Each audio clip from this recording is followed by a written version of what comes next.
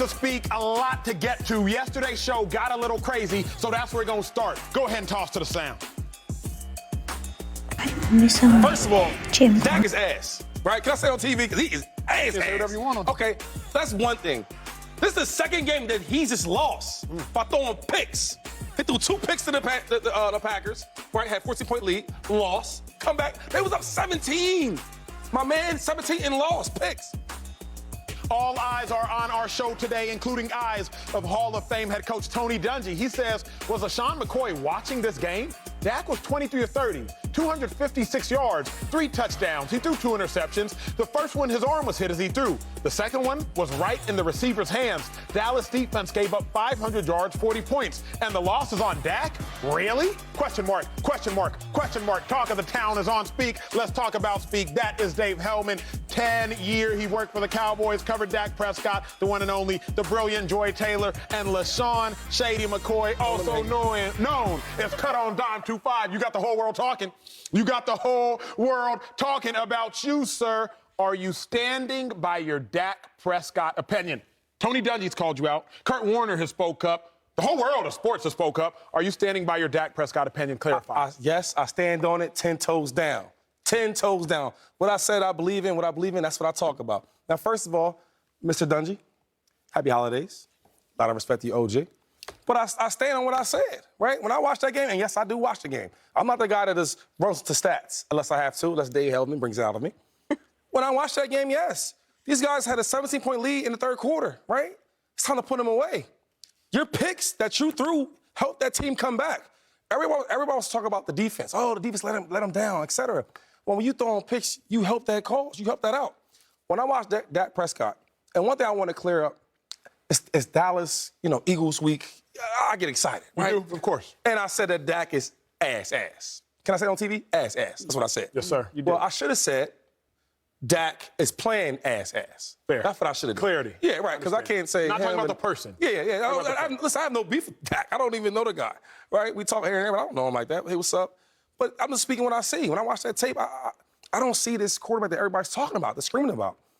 He lost some games. He lost that game. Give you some quick stats for you, right? Because I know some people like stats. I do. He's thrown 2 picks out of the last 6 games, right? Out of 4 of them games, he gave you 2 picks. He's averaging this, okay?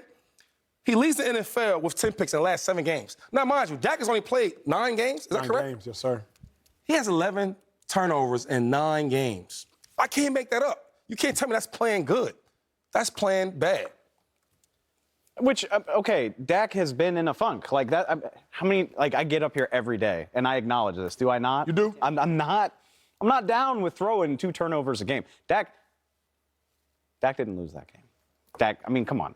And Did he help lose that game? he didn't play a perfect game, but look, Coach Dungy put the stat line. He threw 7 incompletions on the day, and you can go back. You can go back to the Noah Brown pick on the 3rd and 4 in overtime. You can go back to another Noah Brown missed opportunity on a 3rd and 1 that would have iced the game. You can go back to a missed touchdown catch by Michael Gallup, like half of his interception or half of his incompletions should have been caught. You can go back. Yes, it was a pick. A pick let the Jaguars back into the game. The second one, it was already, it was an overtime game. There's a difference there. Joy, get in here when you get in here, please, because we hear it from Shady, we've heard from Dave. I want to hear from Joy Taylor. Where do you stand on Dak Prescott losing the game and his play in general? Couldn't you argue that his arm got hit because he had the ball too long? You could Is that a possibility? If you wanted to, sure. Argue that. Here's the issue, and I actually like Dak a lot. I thought Dak should have been paid every dollar that he got. I think he's an amazing representation for the biggest brands in all of sports. I would agree with that. He's a good guy. Yeah. I think he's an above-average quarterback, and I think for the most part he gets more criticism than he probably should get just because he happens to be the quarterback of the Cowboys. But I have never seen so much defensive conversation for a loss that, not just any old loss. You needed to win that game. That was a giveaway. You were up 17 points. What am I missing here? Because if we want to have a broader, nuanced conversation about how it's not just Dak, then the Cowboys are in big trouble because their defense is not playing to the level that they need to be playing at if they're contending. So the strongest part of their team all season long, we would all agree, has been their defense. Right. Most of the season. Most of the season. Majority of the season. And you look at the Cowboys as a whole, what makes you feel confident about their ability to win playoff games and make a run is their defense. The playmakers on their defense, their leaders on the defensive side of the ball. Obviously, they have a good run game, but we don't feel great about their wide receivers. Obviously, we're putting a lot of blame on them and not on Dak. Yes. So the strongest part of their team is allegedly the reason why they lost. We should stop talking about the Cowboys. But, like, you can't have it both ways. Because what I watched was a meltdown by the entire team, but their leader, the guy who on any other team we would put the blame on, is somehow he's not responsible because he had a good statistical game. If you want to take out the interception in overtime because it bounced off Noah Brown's hands, he didn't really have to throw the ball, but that's neither here nor there. If you want to take that out, fine.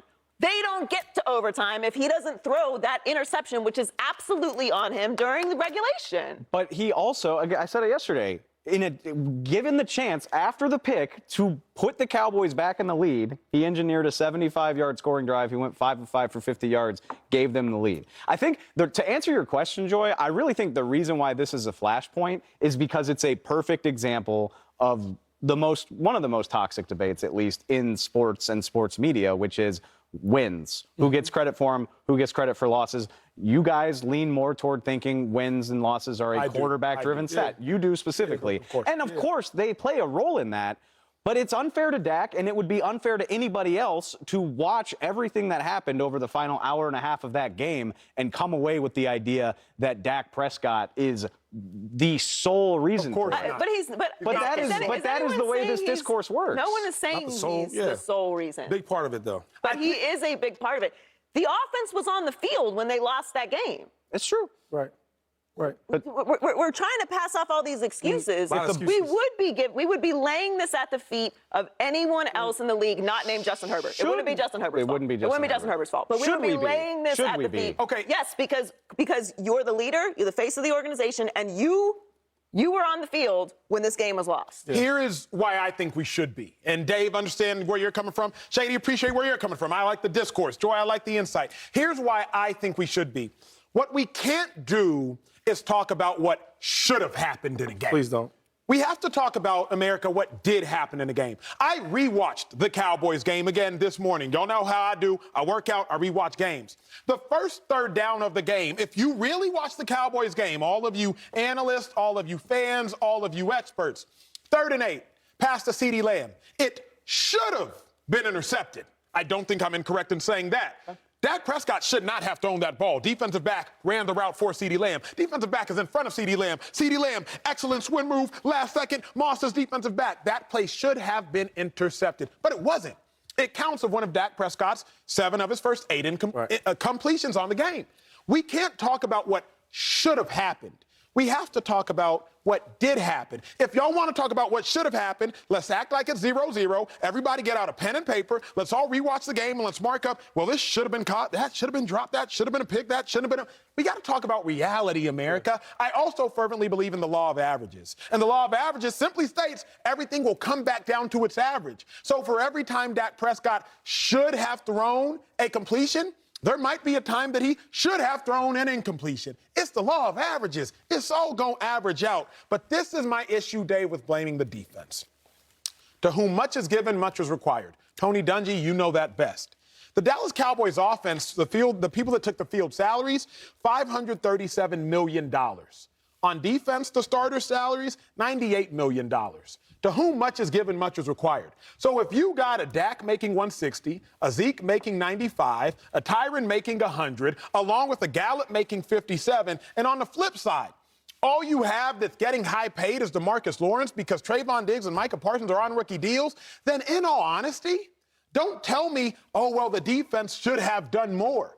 Because at the end of the day, $537 million is what has been invested to the offense. So the offense is culpable. The offense is responsible. The offense has been given a lot. So, Dave, to me, a lot is required of that offense. I mean, the offense gave you 34 points and had, I mean, like they built a 21-7 lead in that game. They came back and took the lead.